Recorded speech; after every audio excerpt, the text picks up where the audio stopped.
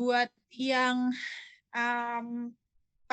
misalnya pakai foto, kemudian mohon digabung jadi satu, kemudian di-convert ya, karena kalau misalnya nanti filenya itu berceceran, kasihan juga nanti Mbak Fadia dan Mbak Ellen ngoreksinya agak sedikit susah. Walaupun kalau di Google Classroom mungkin dijadiin satu based on your account ya, but anyways, so that's fine. Tapi ya lah, hitung-hitung latihan lah buat ujian ya, nanti di ujian polanya akan sama, ditulis tangan, you scan it, convert it to PDF, kemudian di-upload dalam bentuk PDF. Oke.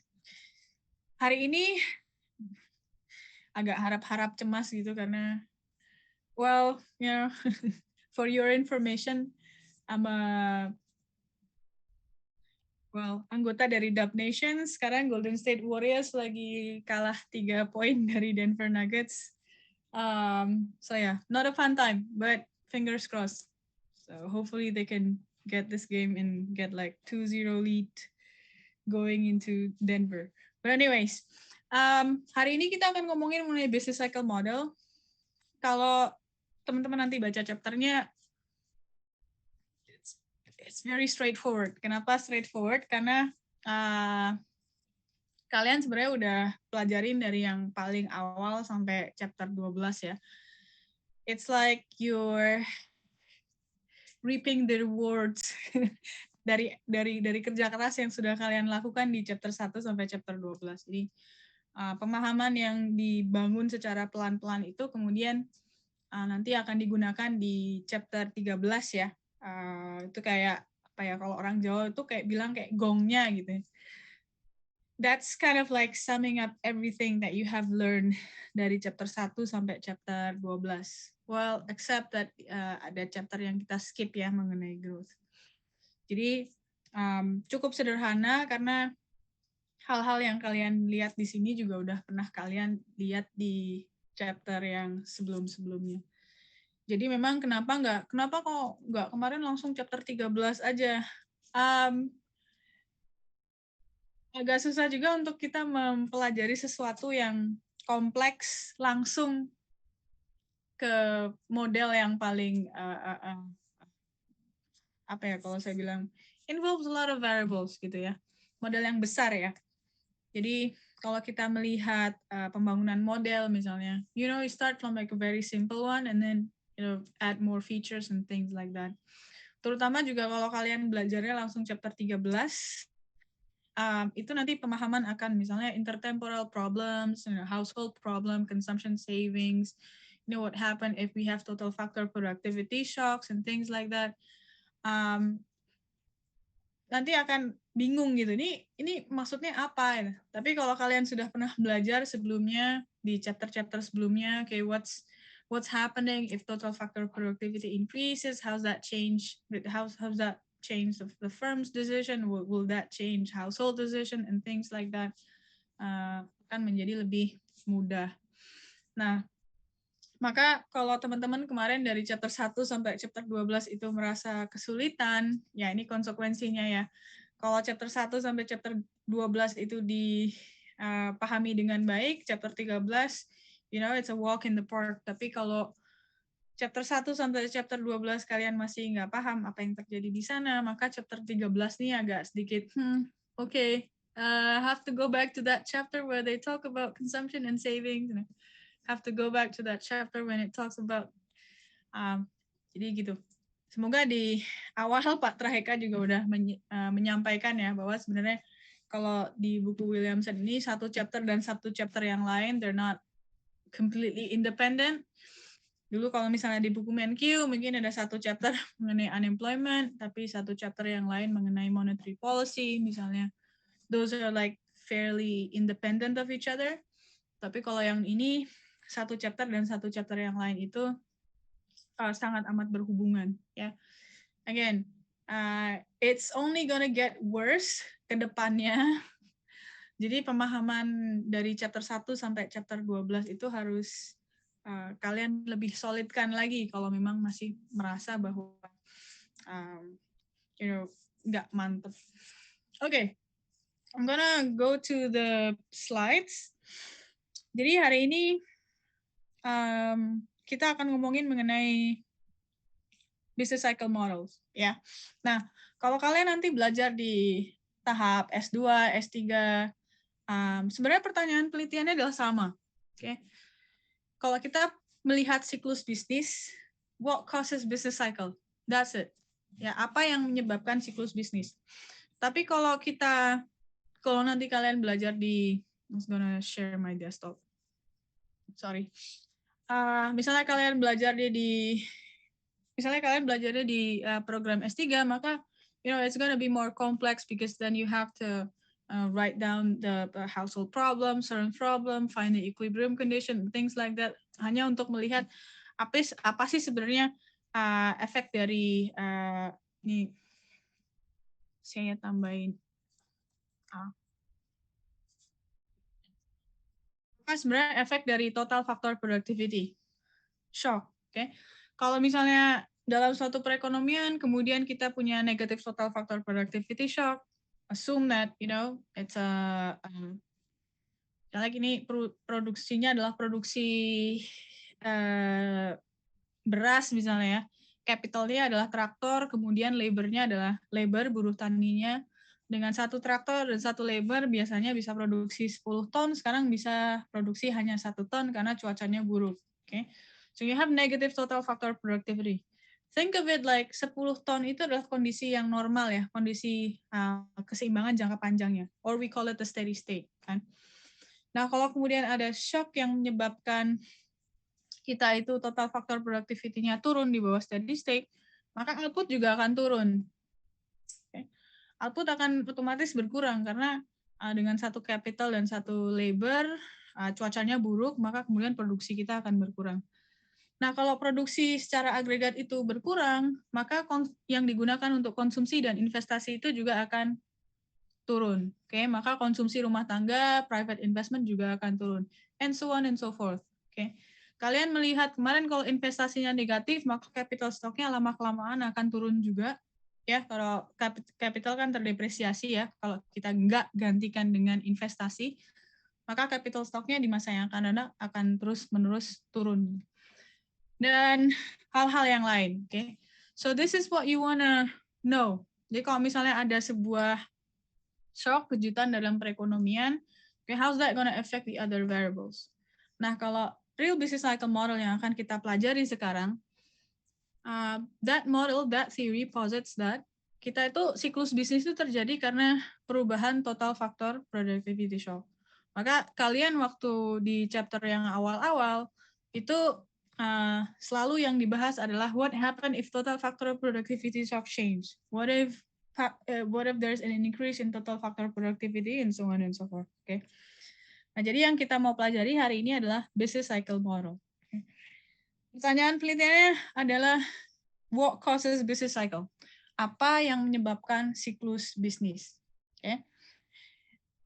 Hari ini kita akan bahas dengan asumsi flexible price and wages. Nanti di chapter berikutnya kita akan melihat business cycle models. Ya, apa kemudian perbedaan dari prediksinya kalau misalnya kita pakai model yang asumsi harganya adalah kaku. Okay. What if we add price rigidity into the model? Oke, ini adalah learning objective. Semoga sudah dibaca. We're gonna construct real business cycle model, and then yang paling penting adalah nanti kita akan membandingkan ya, apakah prediksi yang kita dapatkan dari model itu akan cocok dengan apa yang kemudian kita lihat di dalam data. After all, that's how we validate the model. Kalau kita sudah membangun teori, membangun sebuah model, kita kemudian mau model ini valid nggak sih? Valid atau nggak valid itu nanti kita harus cocokkan apakah kemudian data yang di-generate oleh model ini sama dengan data yang kita dapatkan di dunia nyata. Oke. Okay? Now, it's also going to be very interesting karena kalau kita melihat sebuah model, bukan sebuah model, tapi a bunch of models gitu ya, kadang-kadang prediksinya itu akan berbeda. Jadi ini kalian juga udah pelajari di kelas Monter misalnya ya, bahwa ada Keynesian economic thoughts, ada monetarist economic thoughts, ada dan sebagainya. Oke. Nah, kalau Keynesian menyatakan bahwa money is not neutral in the short run. Oke. Kenapa begitu? Karena ada price rigidity, wage and price rigidity. Jadi kalau misalnya kemarin kita melihat ya apa sih efek dari kenaikan money supply gitu. Nah, kemarin kita lihat bahwa efeknya itu hanya kerasa pada prices dan nominal wages, ya nggak? Jadi kenaikan money supply itu hanya mempengaruhi variabel yang nominal, tapi tidak mempengaruhi variabel yang real. Nah, kalau Keynes itu pendapatnya berbeda. Money could be not neutral in the short run. Jadi perubahan money supply nanti akan mempengaruhi variabel-variabel yang real. Ya karena apa? Karena price-nya nggak langsung menyesuaikan. Kalau kemarin begitu kita money supply-nya dinaikkan, kemudian harganya langsung otomatis naik karena we as a seller, we know that everyone is like 10 times richer, right? But what if price cannot change? Ya, maka kemudian ada efeknya ke konsumsi, output, dan semua variabel yang real. Nah, ini akan kita pelajari berikutnya. Nah, kalau monetarist itu pendapatnya berbeda. Oke. Kalau monetarist pendapatnya adalah if you compare monetary and fiscal policy, monetary policy is more effective in stabilizing the economy rather than fiscal policy. Kalau yang Keynesian itu agak berbeda. Kalau Keynesian menyatakan bahwa fiscal policy lebih efektif. Nah, walaupun ini again kita harus melihat konteksnya ya. Kalau konteksnya itu adalah pandemi, ya memang Keynesian yang benar, ya enggak? Kalau kita lihat pas pandemi, kayaknya monetary policy itu perannya dalam stabilisasi, terutama untuk conventional monetary policy ya, penurunan suku bunga acuan, itu efeknya kecil terhadap perekonomian secara umum. Oke. Karena kalau misalnya pun bank sentral menurunkan suku bunga, kemudian nggak otomatis bank-bank itu mau bank swasta, bank pemerintah, dan semua bank di Indonesia mau kemudian secara otomatis menurunkan suku bunga pinjaman. Ya, karena they see that a lot more people are gonna having difficulties in paying the debt. Ya kan? Ini kalian sudah pelajari di chapter mengenai credit market imperfections. Credit market frictions, itu apa? Misalnya asymmetric information. Jadi gap antara spread antara loan rate dan saving rate itu mungkin ya nggak akan kemudian turun juga karena banknya merasa bahwa if we have more bad borrowers in the economy, then the riskiness is gonna go up.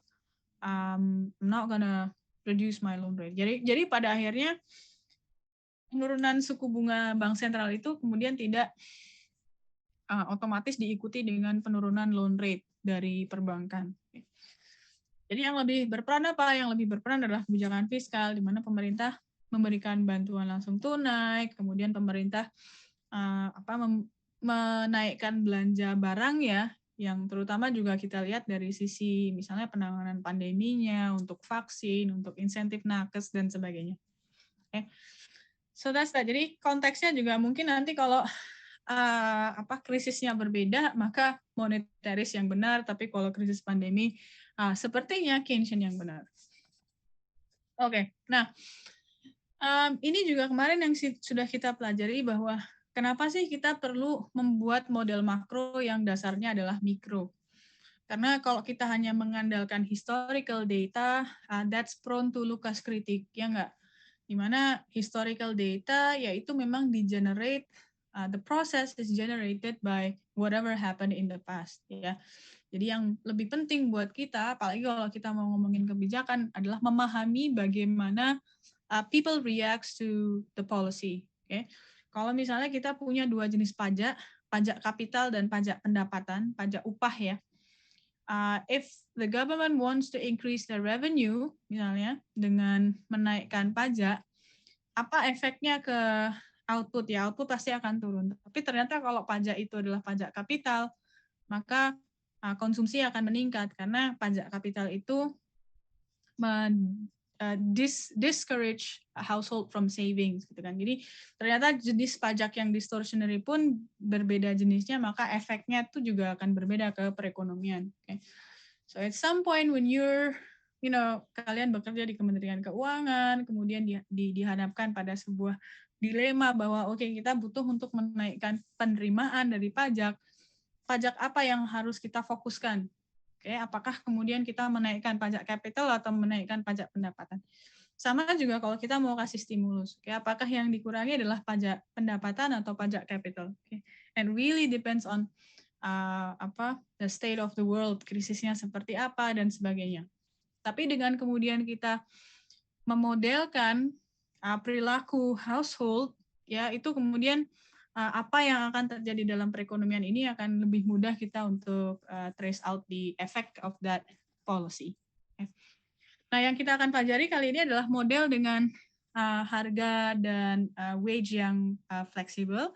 Nanti kemudian di pertemuan berikutnya kita akan melihat kalau prices itu fix atau rigid, apa perbedaan dari kesimpulannya. Oke. Yang akan kita belajar ada dua hal di sini, real business cycle model, yang kedua adalah Keynesian coordination failure model. Nah, yang paling penting nanti adalah bukan hanya kita pengen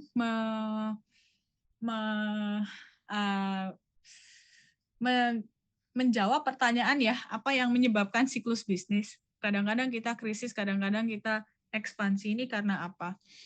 Tapi yang lebih penting nanti adalah memvalidasi. Kalau kita sudah membuat sebuah model, membangun sebuah model, apakah prediksi dari model itu cocok dengan apa yang kita lihat di dalam data. So we're gonna be looking at the cyclicality of consumption, cyclicality of investment, kemudian apakah standar deviasi dari variabel-variabel tersebut lebih besar daripada output atau tidak, dan sebagainya. So those are the things that we're gonna look at in validating the model. Jadi yang paling penting nanti bukan hanya menjelaskan apa sih penyebab siklus bisnis, tapi how does each model fit the data? Which model fits the data well? Kemudian apakah ada apa peran dari pemerintah, government policy in each model? Okay. Pertama kita masuk real business cycle model dulu. This is introduced by Kitlan and Prescott tahun 82. This is the seminal paper for general equilibrium model, so dynamic stochastic general equilibrium model. You can think of it as a revival of macroeconomics as a profession, karena we were doomed tahun 50-an, tahun 60-an. Model yang dibangun adalah model econometrics, and that's necessary because kalau kita melihat pemikirannya Keynes, everything was written by words, right? Tapi bagaimana kemudian kita membuktikannya?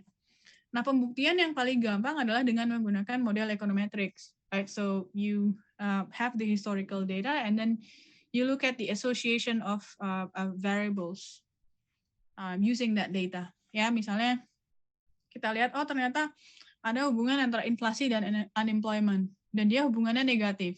Oke. Jadi kalau central bank itu mau menstabilkan inflasi, mereka mau menurunkan inflasi, unemployment harus naik. Gimana caranya? Then you have like Okun's law, sacrifice ratio, then you have to sacrifice some percentage of GDP to stabilize the price, gitu kan? Tapi Phillips curve itu di-generate dengan menggunakan historical data. Oke. Nah, permasalahannya adalah setelah tahun 70-an, Phillips curve ini jadi nggak berguna karena pada saat itu inflasi tinggi, unemployment juga tinggi. Jadi hubungannya nggak lagi negatif gitu. So berarti kan econometrics yang kita lakukan kayak nggak berguna. Ya, jadi terus gimana gitu. Jadi kayak salah gitu ya. Tools yang kita pakai untuk men-generate policy recommendation itu ternyata nggak benar gitu. Kalau gitu nggak usah jadi makroekonom aja deh, ganti profesi aja. Yeah, that was pretty damning.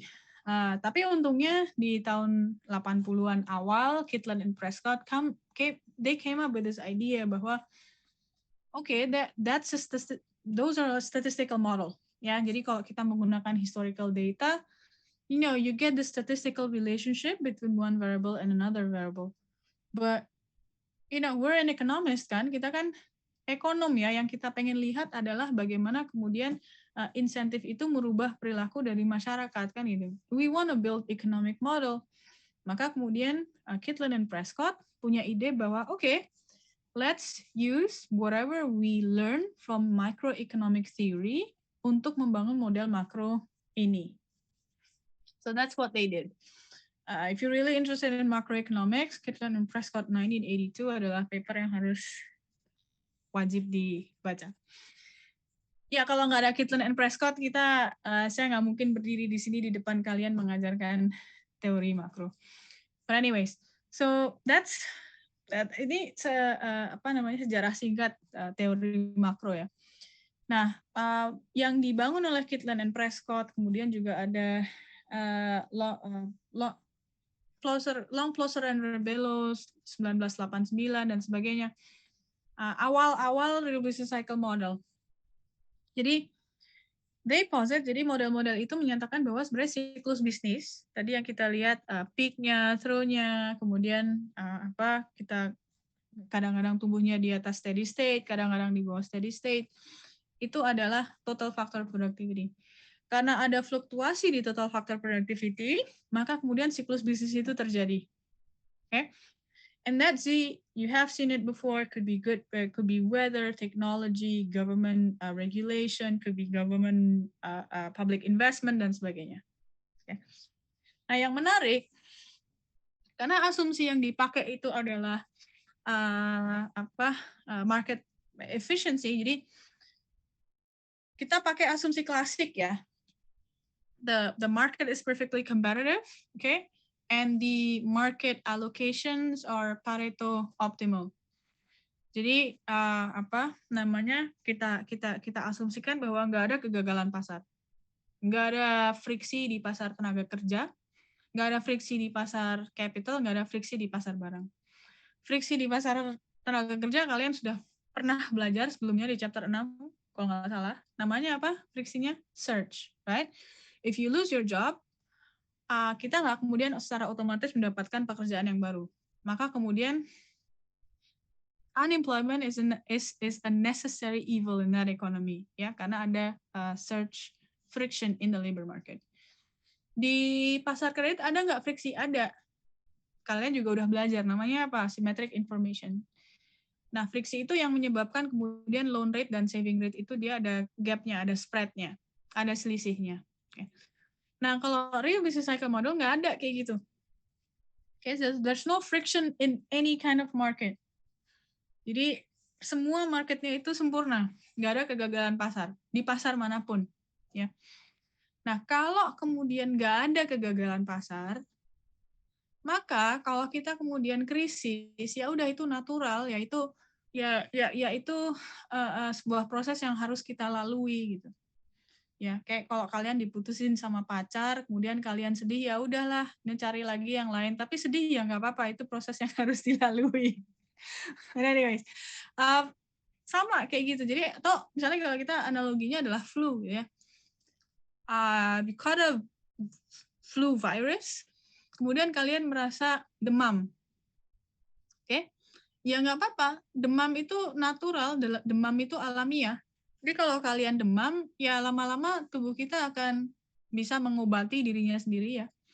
Makanya kalau orang Jawa itu, wes pokoknya nek flu, kalau kalian flu, kalian mungkin nggak, kalau bahasa Jawa nggak paham ya, jadi saya translasikan. Nah, kalau orang Jawa tuh gitu, kalau flu, udah nggak usah minum obat, ya istirahat aja, tidur banyak, makan protein yang banyak, udah itu doang. Udah nggak usah pakai obat paracetamol lah, apalah, ya udah kalau demam itu nanti turun sendiri, udah diemin aja, ya. So that's the idea. Jadi kalau memang pasarnya itu udah sempurna, nggak ada friksi, nggak ada peran pemerintah untuk smooth the business cycle. Okay? The cycle is just the optimal response to the technology shock. Gitu aja. Ya kita demam, suhu badannya naik, itu karena memang kita kena virus. Udah, itu aja. But you don't have to do anything about it, because at the end, nanti demamnya akan hilang dalam 1 hari. And then you're like, okay, is that always the case? Ya, kalau misalnya kemudian kita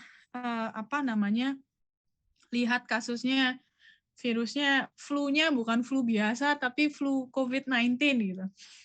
Oke. Aduh, bentar.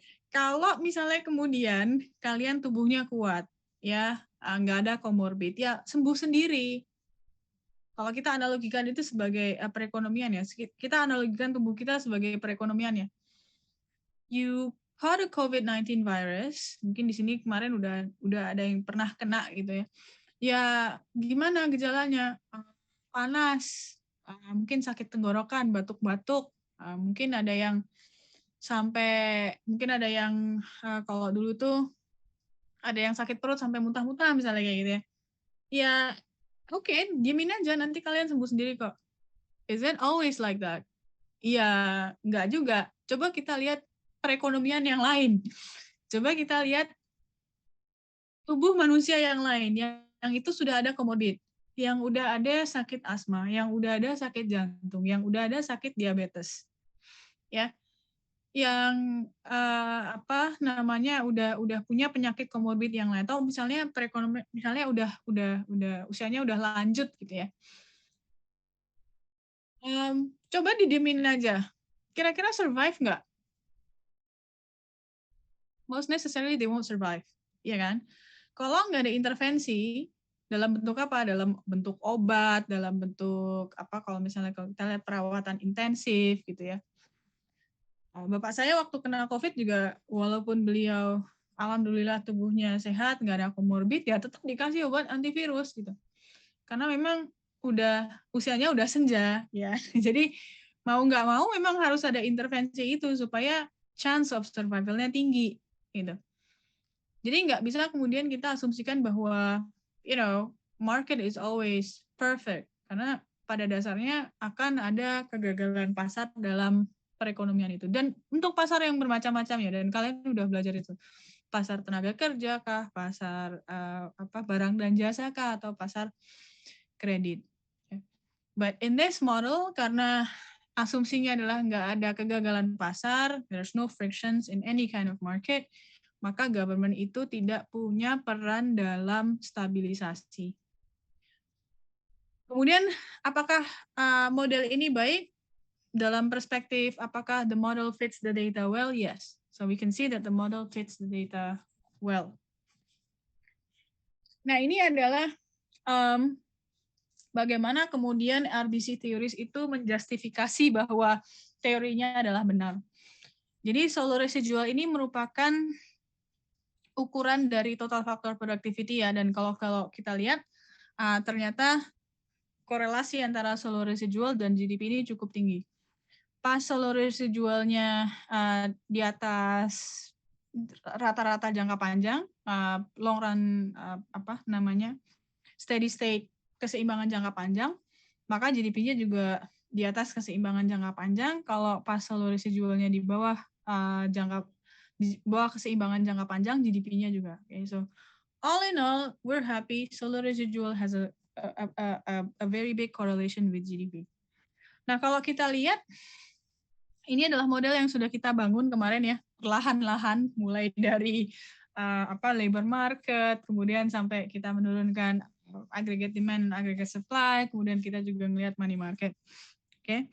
Nah, kalau ada persistent total factor productivity shock, jadi kita melihat ada sebuah, misalnya, kalau shock itu kan dia guncangan yang tiba-tiba dan nggak terduga ya.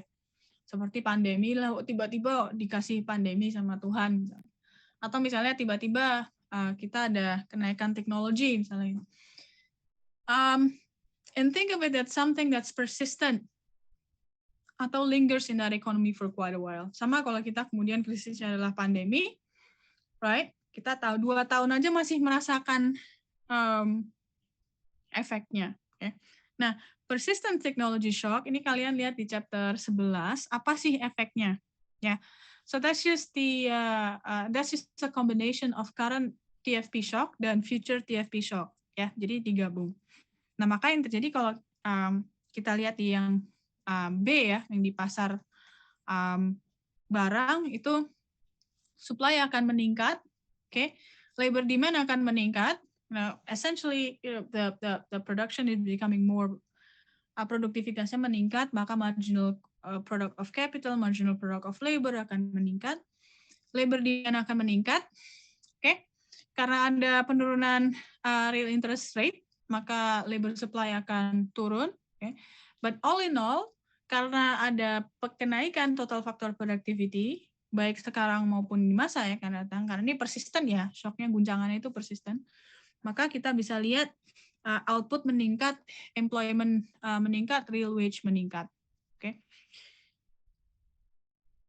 Jadi kalau kita lihat di sini, total factor productivity shock itu membuat production function pivot ke atas ya, ke average labor productivity juga harusnya meningkat.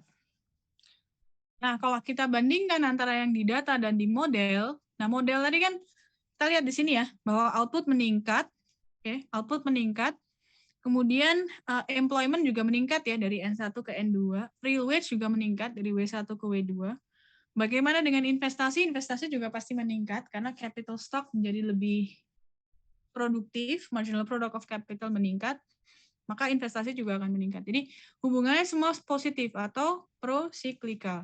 Jadi kalau di dalam model kita lihat consumption is pro-cyclical, investment, employment, real wage, dan semuanya dia itu pro-cyclical. Di mana dengan di data? Data ternyata juga sama. Semua variabel ini dia pro-cyclical. So if you think of how the model fits the data well. Jadi model yang kita bangun di sini itu bisa menjelaskan apa yang terjadi pada siklus bisnis ya, pada perekonomian tersebut. Okay, jadi so this model fits our economy well. Okay, you can think of it that way karena kalau kita bandingkan arah pergerakan variabel-variabel ini relative to GDP dia sama. So we find that the model fits the data well. Okay. Nah, kemudian yang menarik adalah kalau kita ngomongin mengenai money supply. Nah, ada penelitian yang menemukan bahwa sebenarnya money supply is pro-cyclical.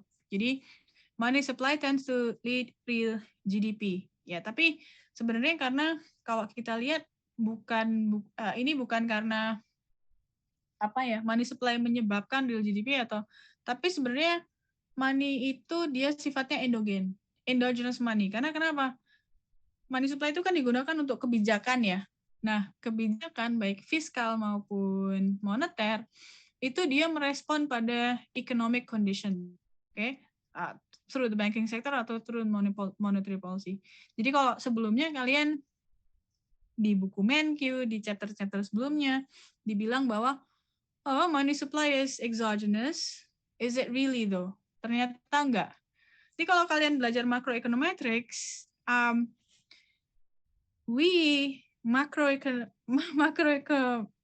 macroeconomist, kita itu ya nggak mau mengasumsikan bahwa variabel itu mana sih yang eksogen, mana yang endogen.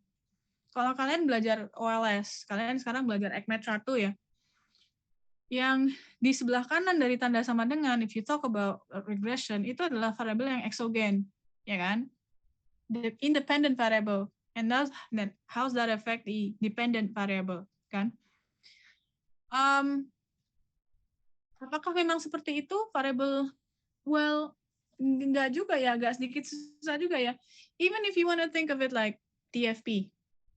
Kembali lagi ke kasus di mana kita punya produksi beras ya, diproduksi dengan menggunakan capital and labor. Okay? Kemudian capital dan labor itu misalnya produksinya ada 10 ton. Kemudian karena ada cuaca yang buruk cuman produksi 1 ton. Okay? Jadi TFP-nya adalah cuaca, good weather. Kita asumsikan di sini bahwa TFP-nya adalah eksogen ya, cuaca itu eksogen, jadi tidak ditentukan di dalam model ya. Cuaca itu adalah pemberian dari Tuhan. Kita nggak tahu, kadang-kadang mendung terus hujan, kadang-kadang mendung terus cerah lagi, ya. So that's something exogenous. But is it though? Apakah cuaca itu pasti eksogen?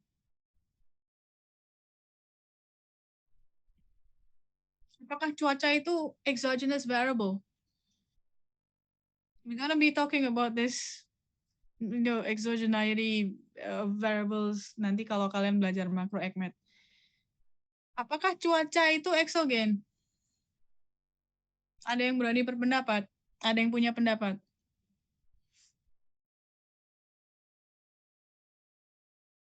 Apakah cuaca itu eksogen?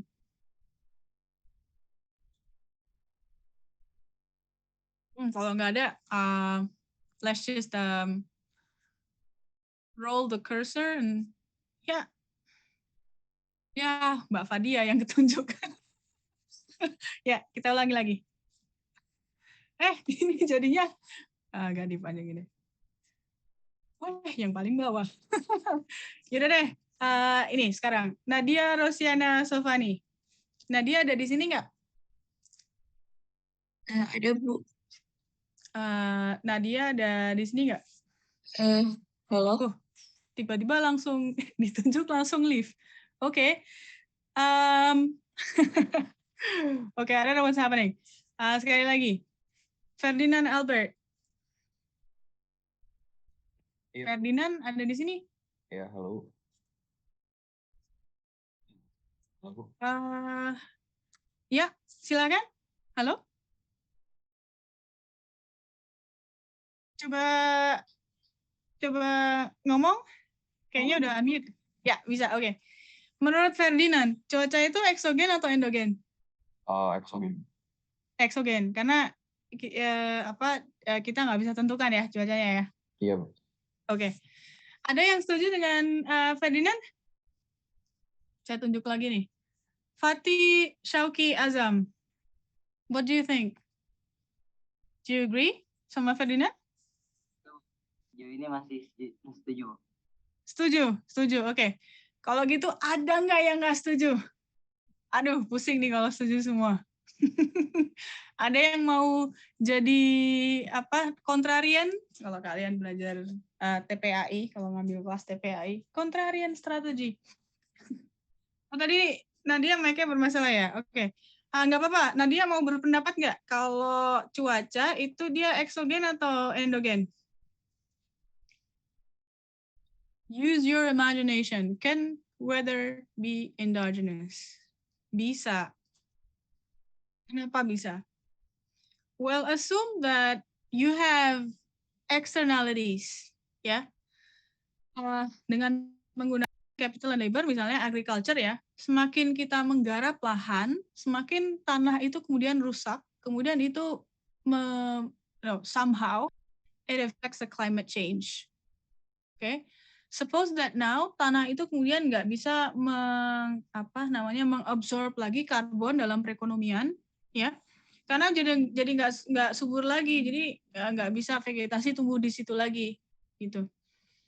If production ruins the environment, if the more you produce, the more you ruin the environment, the more you produce, the more stock of carbon in the atmosphere, maka yang terjadi adalah perubahan iklim.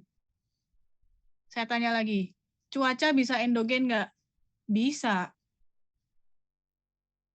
Kalau ada asumsi bahwa the more you produce, the more stock of carbon in the atmosphere. Jadinya perubahan iklim kan? Jadi semakin kita produksi, itu lama-kelamaan malah kemudian produktivitasnya turun. Karena produksi yang kita lakukan itu juga nanti ada efeknya. Efeknya apa? Misalnya mempolusi.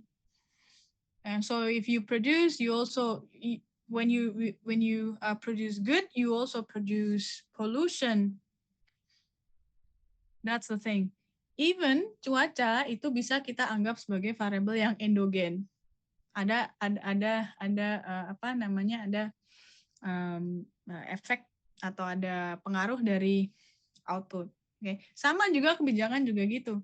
If you think that the policy exogenous, it's not necessarily like that. Fiscal policy itu exogen. Masa ya pemerintah menaikkan belanja barang atau belanja modal itu sampai naik dewe, ya belum tentu. Mungkin aja pemerintah itu menaikkan belanja barang atau belanja modal buat apa? Buat stimulus kan. Jadi pada akhirnya, fiscal policy also responds to economic condition. Sama juga monetary policy respond to economic condition. Ya, jadi ada notion bahwa even the policy money supplier endogenous. Nah, kalau kita lihat kemudian tadi ada co-movement antara money supply dan real economic activity ya. Nah, kemudian ternyata di tahun 80-an itu that relationship breaks down. Oke. Jadi tadinya korelasi antara money supply dan output itu tinggi, tapi setelah tahun 80-an kemudian ini jadi sesuatu yang kita nggak lihat lagi. Oke. Nah, kalau kemudian central bank itu mencoba untuk menstimulus perekonomian dengan menggunakan money supply, berarti nggak bisa lagi karena udah nggak ada korelasi antara money supply dan output. Nah, kalau misalnya digunakan untuk menstimulus prices, ya you can do that as well. Tapi untuk menstimulus perekonomian itu menjadi sebuah sesuatu yang far-fetched gitu ya. Jadi kayak ya agak susah juga untuk kita bisa melakukan itu. Nah, apa implikasinya ke pemerintah? Yang saya udah bilang tadi ya. If all of the markets are efficient, if all the markets are perfect, jadi nggak ada friksi, maka nggak ada peran pemerintah untuk stabilisasi. Pertama, kalau kita lihat money supply, ternyata money supply are neutral, right? So it doesn't change any real variable. Kemudian juga nggak ada inefficiency di pasar manapun, yang pada akhirnya ya udah. Apa yang dilakukan pemerintah kalau ada government spending? Ya, sebenarnya government spending itu bisa ada efeknya ke output, ada. Ya, tapi hanya harusnya hanya digunakan untuk provide public goods. Okay? Bukan untuk peran stabilisasi. Jadi di sini peran pemerintah hanya untuk menyediakan public goods aja, tapi tidak bisa pada peran stabilisasi. Okay? As I said before, the business cycle are optimal responses to the shock, and there's nothing should be done about it. Okay? Kalau kayak gitu, ya udah deh, pemerintah ini nggak ada gunanya lah, cuman public goods doang gitu. Ya, tapi kalau kita lihat pas pandemi, ternyata peran pemerintah itu cukup tinggi. So, we really need to think about apakah kemudian real business cycle ini dia benar atau salah ya. Kalau misalnya ternyata kita temukan pada saat krisis peran pemerintah itu cukup besar dalam menstabilisasi perekonomian, bayangin aja. Kalau kita sekarang pandemi, pemerintah nggak ngasih bantuan sama sekali. Nggak ada BLT, nggak ada percepatan PKH, nggak ada kartu prakerja. Nggak ada itu kalian vaksin-vaksin gratis tuh nggak ada. Oke? Kira-kira kita pertumbuhannya masih negatif nggak? Kalau nggak ada semua bantuan dari pemerintah, itu kira-kira kita masih negatif nggak pertumbuhannya? Masih, ya. Jadi ternyata kita harus mempertanyakan ini real business cycle theory ini benar atau salah sih, Wong? Kalau kita lihat pas krisis ternyata peran pemerintah cukup besar. So those are like one of the critics of real business cycle theory. Kalau kita melihat dalam kenyataannya bahwa peran pemerintah itu penting, and then you're like, kalau gitu teorinya nggak valid dong, teorinya nggak benar, ya. That's one thing. Yang kedua juga, kalau tadi justifikasinya adalah bahwa korelasi antara slow residual itu tinggi dan slow residual dan GDP itu tinggi, tapi apakah benar slow residual itu adalah ukuran yang tepat untuk total factor productivity? So you question the evidence. I mean, it's it's very valid ya kalau kita membuat justifikasi bahwa teori ini benar, tapi kemudian kita harus lihat juga apakah econometrics-nya itu benar atau salah yang kita gunakan untuk mengenerate slow residual itu. Oke. Kemudian juga kalau kita lihat ya saat resesi itu ini nih kalau kita lihat berbagai macam krisis ya. Global financial crisis, Asian financial crisis, kemudian kalau kita lihat krisis pandemi. Krisisnya itu output turun ya, itu karena total faktor productivity-nya yang turun atau memang input of production-nya yang turun. Dan ini kan kita harus pertanyakan ya, kalau pas ke pandemi ini, apakah benar kita anggap sebagai penurunan total faktor productivity? Well, you can think of it as like work from home versus work from the office. Ya nggak? Kalau saya, satu komputer dan satu orang di kampus, di lantai 2, saya barat, saya bisa menghasilkan 8 research dalam 1 bulan misalnya, kalau saya kerja dari kantor. Kalau kerja dari rumahnya agak sedikit susah, karena distraction-nya banyak banget ya, sambil kerja, sambil nonton NBA playoffs misalnya, atau apapun. Jadi yang 1 bulan hanya bisa produksi misalnya 4 paper, right? So that's with the same amount of labor, with the same amount of capital, tapi produktivitas saya turun karena saya harus work from home. Bisa juga sebenarnya output itu turun karena jam kerjanya yang dikurangi. Jadi tadinya kita bisa kerja 8 jam, tapi karena ada pembatasan ya dari pemerintah bahwa perusahaan nggak boleh punya jam kerja yang normal. Jadi jam kerjanya dipotong gitu. Kalau tadinya kita kerja 8 jam, sekarang kerja 4 jam. Ya otomatis produksinya akan turun. So it's not very clear whether output falls because total factor productivity falls atau output falls karena memang input of production-nya turun. Yeah. So that's the rise and the fall of real business cycle theory. Nah, satu model lain yang sangat menarik yang tetap menggunakan asumsi bahwa price are flexible adalah yang namanya Keynesian Coordination Failure Model. Kalau tadi RBC teori menyatakan bahwa penyebab dari siklus bisnis adalah total factor productivity. Kalau Keynesian Coordination Failure Model ini nanti berbeda. Jadi kita akan memodelkan suatu hal yang sama, tapi cara permodelannya berbeda. Oke? Nanti kita lihat mana yang lebih baik. Teori itu gitu, teori makro itu gitu. Satu, yang kita observasi, sebenarnya yang kita mau teorikan itu sama, real business cycle, penyebabnya apa sih? Tapi kemudian cara memodelkannya bisa berbeda. So that's like the competing theory. Nah, untuk yang ini, ada namanya strategic complementarities. Ini mungkin kalian kalau sudah belajar game theory, pasti udah pernah mendengar ya. Di mana keinginan, the willingness of someone to engage in activity itu tergantung dari orang yang lain. Okay? Contohnya adalah kalau kita ngomongin komputer. Komputer itu ada hardware plus ada software. Ya, nggak nggak peduli kalau misalnya hardware-nya itu pun udah tinggi banget, misalnya kita punya Mac Studio dengan chip M1X atau misalnya Ultra, M1 Ultra. Tapi kemudian software-nya masih yang setara dengan software tahun 80-an gitu. Ya kita juga nggak bisa produktif kan.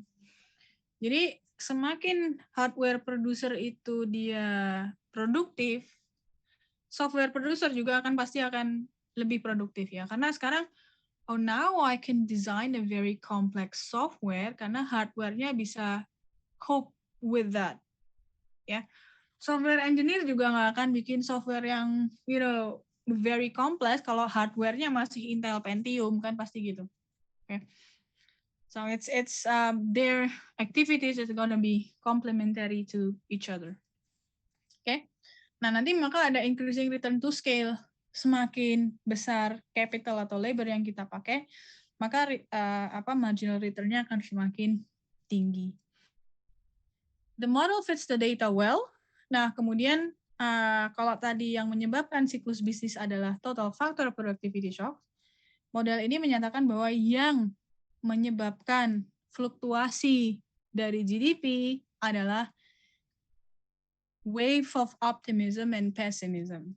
Makanya kalau ekonom-ekonom, saya termasuk, bilang bahwa ya kita ini kalau pas krisis atau enggak krisis, it could be from ourselves, dimana kalau household optimis, perusahaan optimis, and all of the agents in the economy is optimist, though they are optimistic, maka kemudian kita bisa keluar dari krisis. Kalau semua orang pesimis ya udah jadinya krisis beneran. Itu berdasarkan teori ini, ya. Oke, let's look at that.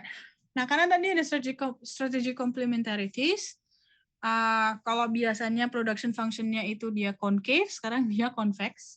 Karena semakin banyak labor input dalam produksi kita, marginal return of scale-nya semakin tinggi. Jadi ada increasing return to scale at the aggregate level. Oke. Nah, kalau begitu, maka sekarang labor demand-nya menjadi positif slope-nya, ya. Karena kalau real wage meningkat, employment-nya juga meningkat. Ini karena labor tadi kalau kita lihat di sini ya, marginal product of labor-nya itu kan meningkat ya, rather than diminishing. Nah, labor market-nya bentuknya seperti ini. Jadi labor demand dan labor supply sama-sama dia slope-nya positif.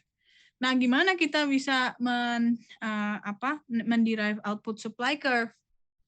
Jadi misalnya contohnya di sini, kemudian misalnya kita lihat yang di sini ya.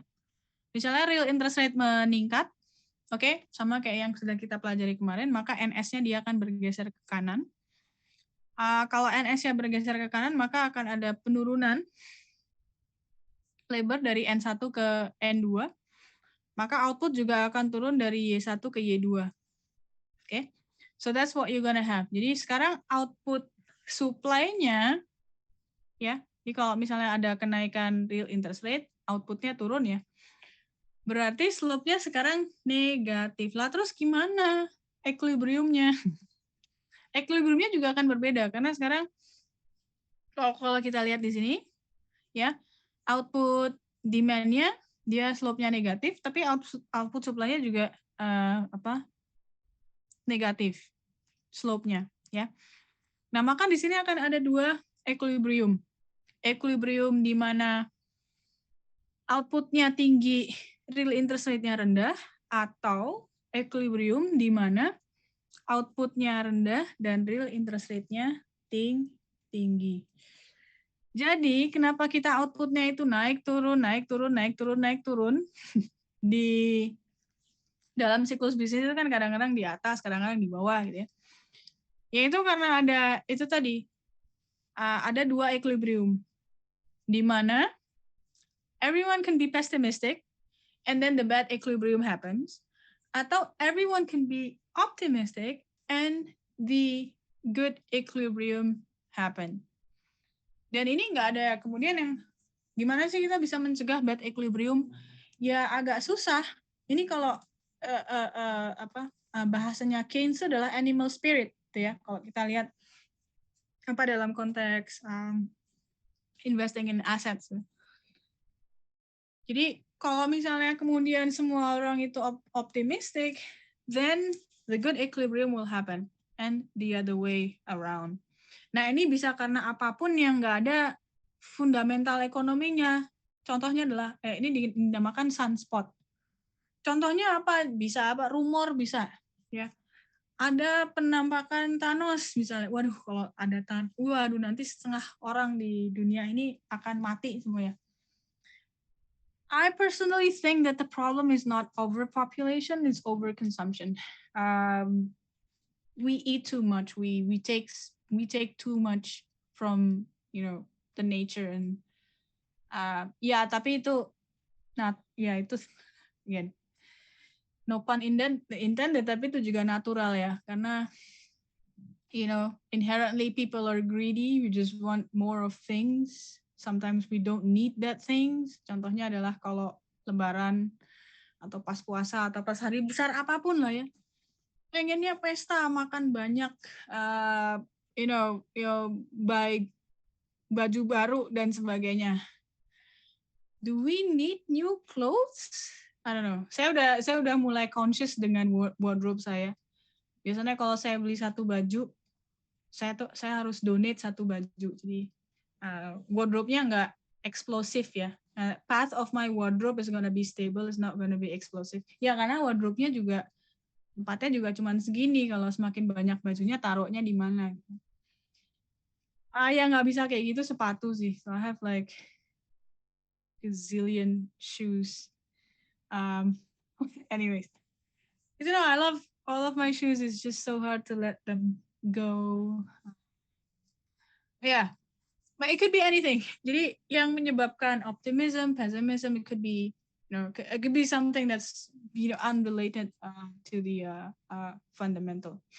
Okay, once you observe good news, then everyone is optimistic. If you observe bad news, then everyone is going to be pessimistic. Nah, kemudian bagaimana apakah model ini baik atau enggak? Again, and then you have to look back at the model and you're like, okay, kita cocokkan dengan data, ternyata semua itu cocok, ya. All of the variables are procyclical in the model, dan kita temukan hal yang sama di data. Nah, pertanyaannya, kalau gitu, model mana yang baik? Kalau ini cocok ya, kalau semua cocok. RBC juga gitu, tapi model mana yang paling baik? Nah, ternyata kalau Keynesian Coordination Failure Model, kita temukan bahwa ada peran pemerintah dalam stabilisasi. Ya, bagaimana caranya? Ya, dengan pemerintah itu bisa mengeliminasi fluktuasinya. Kalau tadi kita bouncing dari Y1, Y2, Y1, Y2, Y1, Y2, kemudian kalau pemerintah itu kemudian bisa, kalau kita lihat di sini ya, kurva demand itu bergeser ke sebelah kiri dan kurva supply itu bergeser ke sebelah kanan, maka sekarang kita punya satu equilibrium, yaitu di Y star. Kalau tadinya ada dua ya, good and bad equilibrium, Y2, Y1, Y2, Y1. Makanya kita bouncing up and down gitu, makanya terjadi siklus bisnis. Bisa nggak kemudian distabilisasi? Bisa. Okay. Jadi in terms of government, role of the government, kalau kita lihat coordination failure model, ternyata ada peran untuk pemerintah di situ.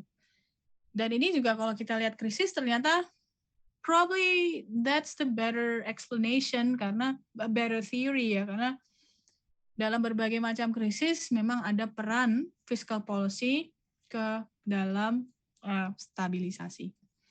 Oke, kita coba lihat salah satu krisis. Jadi kalau di buku kalian recent crisis gitu, karena bukunya ditulisnya tahun 2018, jadi belum ada krisis pandemi. Jadi konteks recent crisis adalah krisis 2008-2009 ya.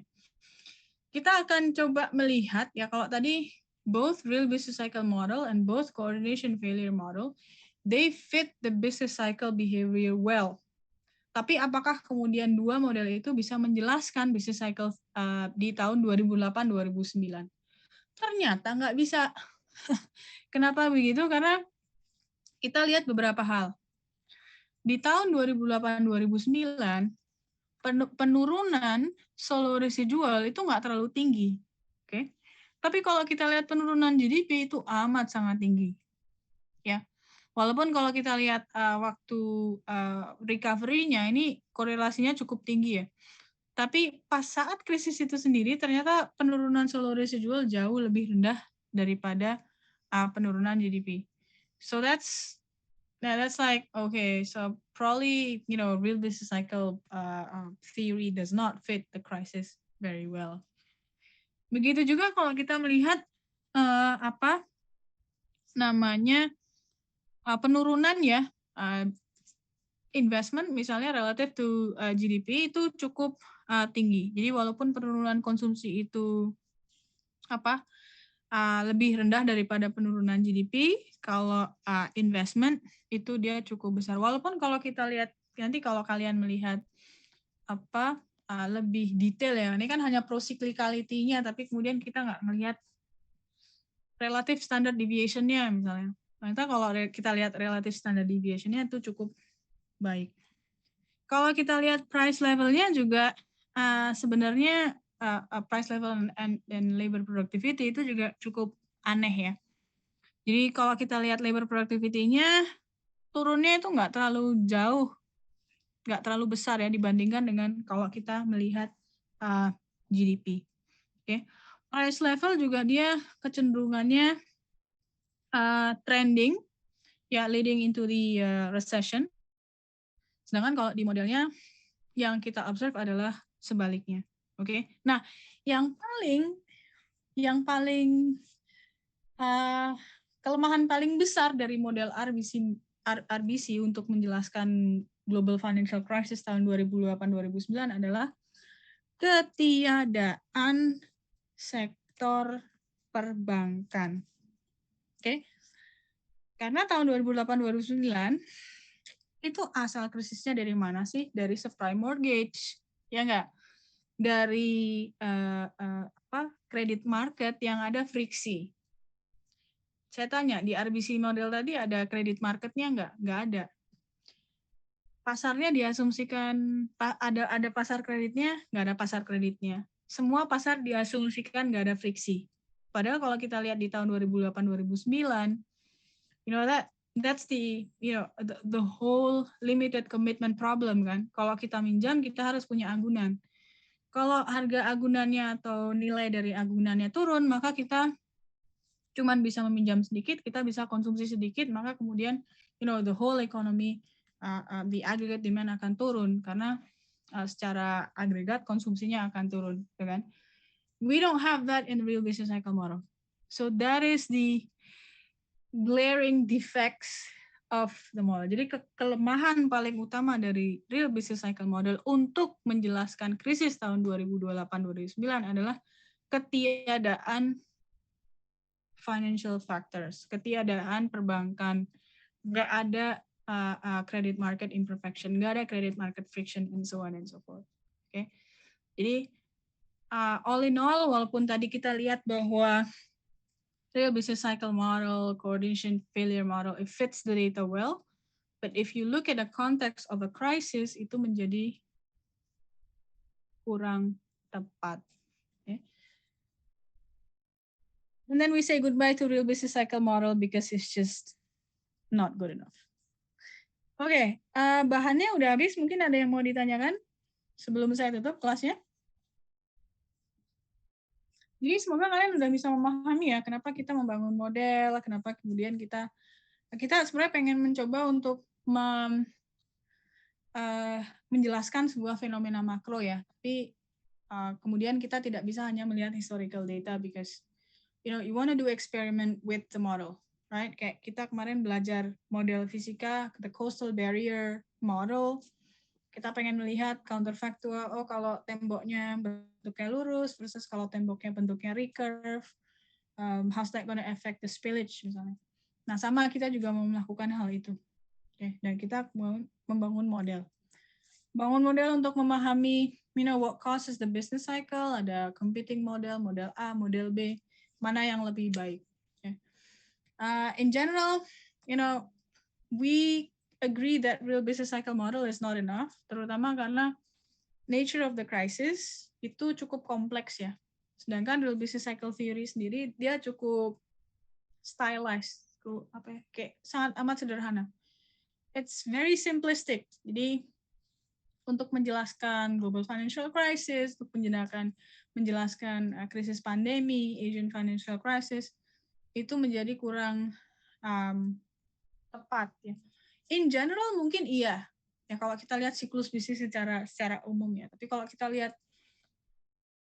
krisis secara spesifik itu menjadi lucu. Jadi kita kayak terlalu naif gitu ya. Ini krisisnya kompleks kok modelnya simplistik banget. That's that. Ada yang mau ditanyakan mungkin sebelum saya tutup kelasnya? Ada yang mau dikonfirmasi? Ada yang mau didiskusikan? Ada yang tahu skor Golden State Warriors dan Denver Nuggets sekarang berapa? Anyways, saya ingatkan kalian punya problem set yang harus dikumpulkan minggu depan. Jangan telat, jangan lupa submit. Biasanya ada yang udah upload ke Google Classroom tapi lupa diklik, jadi kita nggak bisa lihat ngelihat pekerjaan kalian. Jadi make sure klik submit supaya kita bisa grading dan ya kita bisa anggap bahwa kalian mengumpulkan tepat waktu. Oke? Kita ketemu lagi minggu depan. Kalau gitu, saya tutup kelasnya. Thanks everyone. Stay safe and stay healthy. Assalamualaikum warahmatullahi wabarakatuh. Thank you. Thank you.